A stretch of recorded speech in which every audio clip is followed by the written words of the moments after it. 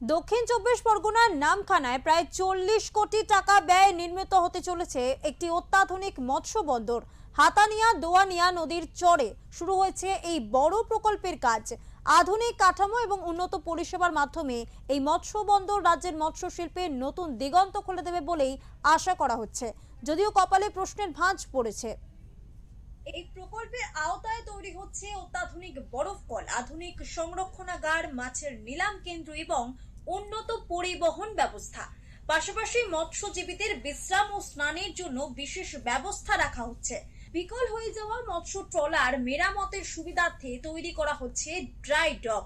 এছাড়াও ট্রলারগুলির জন্য তেলের পাম্প স্থাপন করা হচ্ছে। ইতিমধ্যেই ডক তৈরির কাজও শুরু হয়ে গিয়েছে। এই মৎস্য বন্দর চালু হলে স্থানীয় মৎস্যজীবীরা সরাসরি উপকৃত হবেন বলে মনে করা হচ্ছে। মাছ সংরক্ষণ ও বিপণনের সুযোগ বাড়বে, কর্মসংস্থানের নতুন ক্ষেত্র তৈরি হবে এবং মাছ রপ্তানির ক্ষেত্রেও গতি আসবে। ফলে গোটা এলাকার অর্থনীতিতে ইতিবাচক প্রভাব পড়বে বলে মনে করছেন বিশেষজ্ঞরা। অন্যদিকে প্রশাসনের দাবি, প্রকল্প বাস্তবায়নের জন্য যতটুকু প্রয়োজন ততটুকুই ম্যানগ্রোভ অপসারণ করা হচ্ছে এবং বিকল্পভাবে নতুন করে ম্যানগ্রোভ রোপণের পরিকল্পনাও রয়েছে। শ্রমিকরা আছে তারা যেমন কাজ পাবে, ওই সমস্ত মানুষ হাজার হাজার শ্রমিক কাজ পাবে।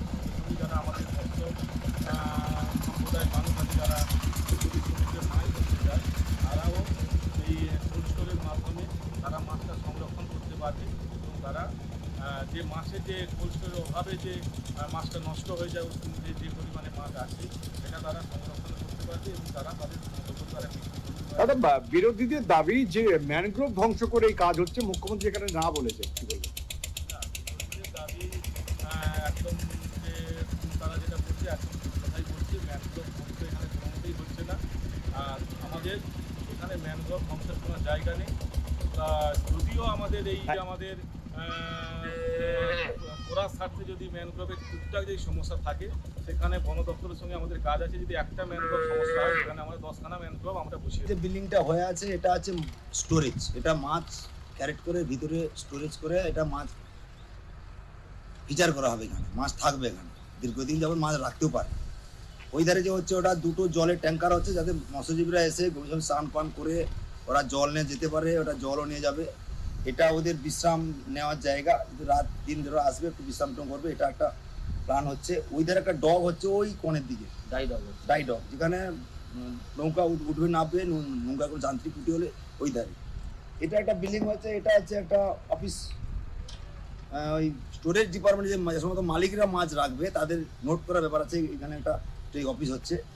ওই দিকে একটা বরফ কল আছে, ওই দিকে একটা বরফ কল ওখানে হয়ে আছে। সামনে একটা সঙ্গে তেল পাম্প সামনে একটা হচ্ছে, ওই তেল পাম্পের কাজ চলছে, কাটা হচ্ছে, তেল পাম্প ওটা হচ্ছে।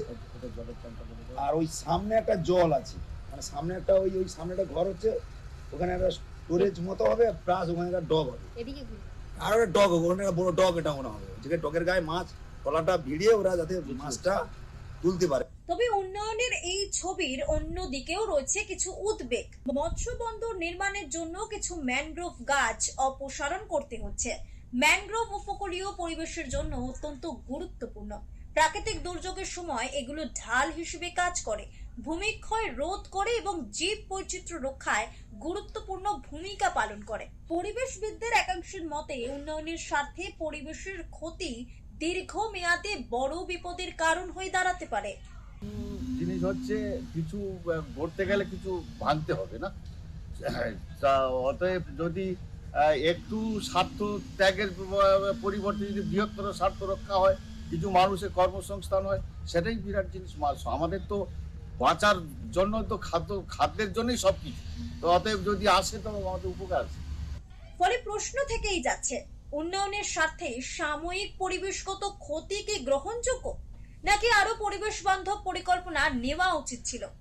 উন্নয়ন ও পরিবেশের মধ্যে ভারসাম্য রক্ষা করাই এখন সবচেয়ে বড় চ্যালেঞ্জ বলে মনে করছেন সংশ্লিষ্ট মহল। দক্ষিণ চব্বিশ পরগনা থেকে রেবতী মালির রিপোর্ট, ওঙ্কার বাংলা।